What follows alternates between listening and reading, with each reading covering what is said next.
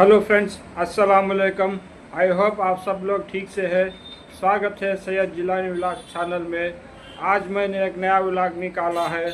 इस व्लॉग में है जो इन्वर्टर टेक्नोलॉजी का सिंगल डोर रेफ्रिजरेटर जो फ्रीज़र में कूलिंग नहीं आ रहा था, उसको मैंने किस तरह से चेक किया और किस तरह से चेंज किया, आपको देखे तो पता चलेगा। तो चलो देखते हैं किस तरह से मैंने इसको रेडी किया, इस रेफ्रिजरेटर को। फ्रेंड्स, ये है इन्वर्टर टेक्नोलॉजी का सिंगल डोर फ्रिज। इसमें कुछ कमी थी तो उसको किस तरह से सॉल्व किया देखिएगा। और इस ऑपरेटर जो कूलिंग आता है ना, डी फ्रिज बॉक्स, उसमें कूलिंग नहीं आ रहा था। इसका कारण ये है कि वहाँ पर होल पड़ चुका था, वहाँ पर कोई गम लगा दिया, इसलिए वहाँ पर गैस पूरा लीकेज हो गया। तो उसको हमने इस तरह से नया डीप फ्रिज लिया, यानी कि एवापोरेटर बोलते हैं उसको। इस तरह से निकाला और इसको देखिएगा, आपको किस तरह से मैंने चेंज किया आपको पता चलेगा।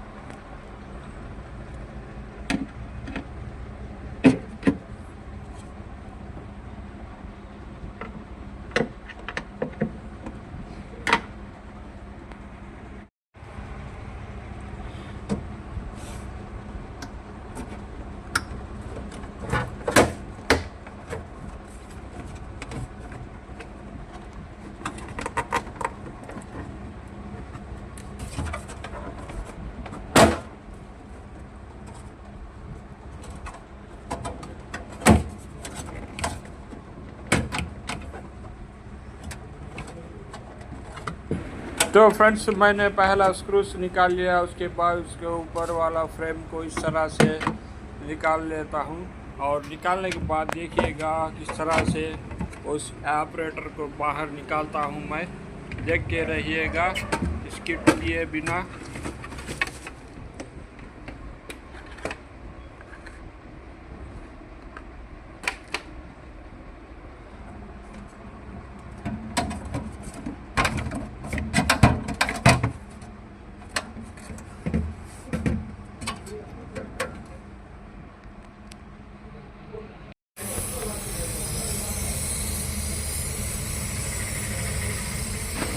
तो फ्रेंड्स, मैंने एक कैपलरी कट कर लिया और दूसरे को सेक्शन पाइप को वेल्डिंग करके निकाल दूंगा।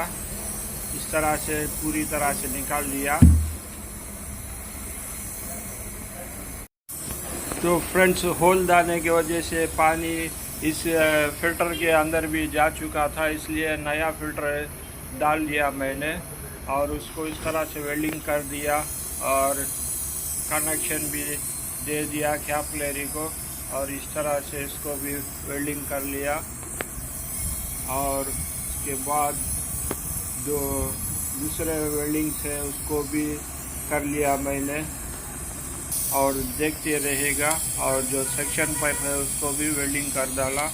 और यहाँ पर एक पिन वाल सेट करने का है, उसको भी इस तरह से सेट करके उसको भी वेल्डिंग कर लूँगा।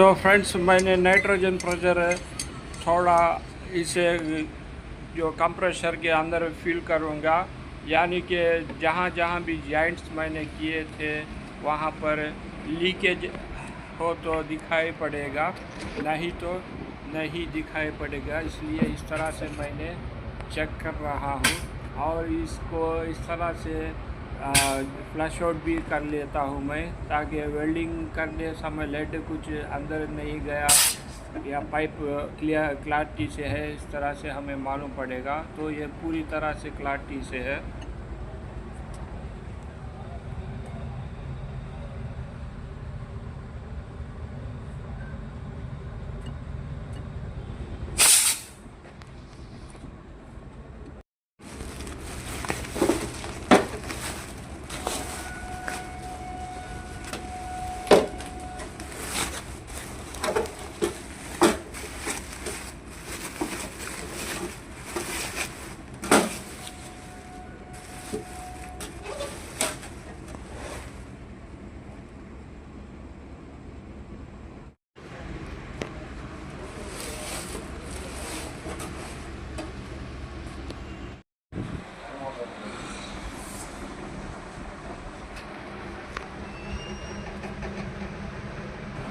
मैं इस तरह से 2 पाइपों को वेल्डिंग कर लिया और सेक्शन पाइप और कैपिलरी को अच्छी तरह से वेल्ड करने के बाद जो कपड़ा लपेटे उसको निकाल दिया और इस तरह से हो गया।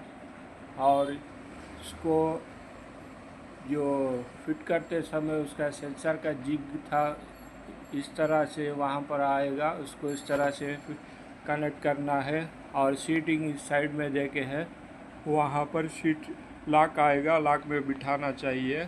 और इस तरह से सीटिंग करके ऊपर फिट कर दिया और उसका फ्रेम भी लेके उसको मैं अच्छी तरह से लगा कर सेट कर दूंगा। आप देखते रहिएगा, आपको अच्छी तरह से मालूम पड़ेगा। तो फ्रेंड्स मैंने इस तरह से इसको पूरी तरह से सेट कर लिया और इस तरह से अच्छी तरह से काम कर रहा है डोर। और उसके बाद मैंने पूरा सेट रेडी कर लिया, वैक्यूम मशीन और PSI गेज रख गया और वेट मशीन पूरी तरह से ले लिया। और उसके बाद वैक्यूम रख दिया मैंने।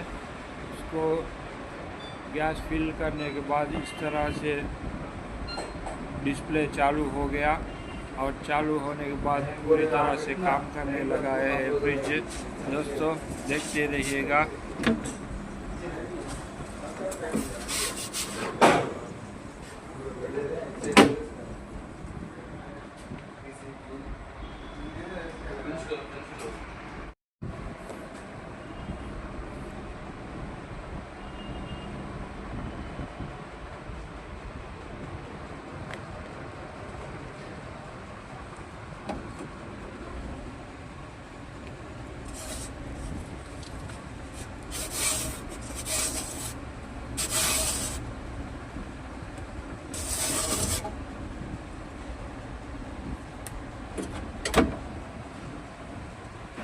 तो फ्रेंड 2-3 घंटे के बाद फिर मैंने चेक किया तो इस तरह से पूरी तरह से बर्फ़ आ चुका था उसे डीप फ्रिज में।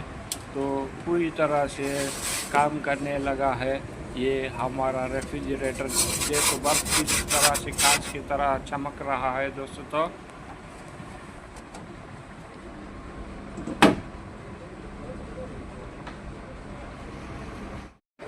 तो फ्रेंड्स आपको इस व्लॉग पसंद हो तो लाइक करो, शेयर करो, कमेंट भी करते रहिएगा। आपके लिए मैं नए नए व्लॉग्स बनाकर डालता रहूँगा। तो फिर मिलते हैं अगले व्लॉग्स में। अस्सलाम वालेकुम, खुदा हाफिज़।